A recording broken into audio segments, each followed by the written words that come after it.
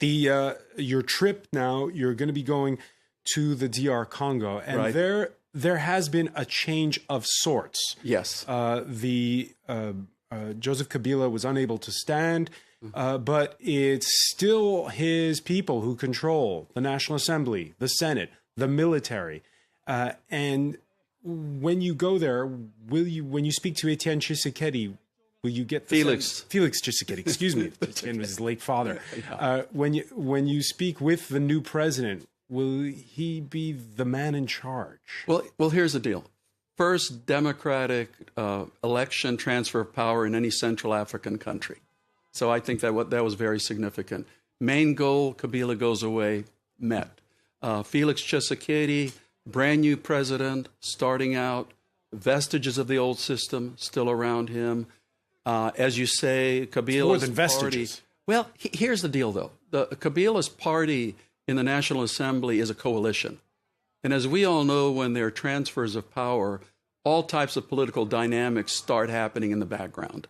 For the Westerners, it's very difficult to fully evaluate what all is happening in the political process there. As I said, it's undergoing. There are very significant political figures in the Congo that were outside of the country who will be coming back in.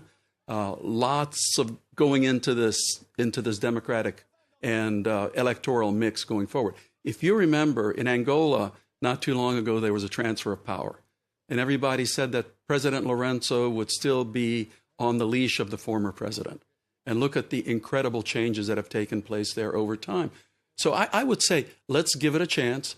Let's look back a year and a half from now and see what's happened between now and then. The United States seems to be helping destiny along, though, with the announcement of sanctions against 5 important figures. That was announced on February the 22nd. Right.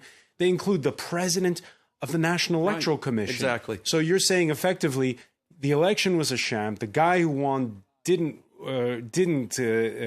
wasn't the one who came out of the ballot box, and yet you're giving a rousing endorsement to the new president. Here's what we are saying.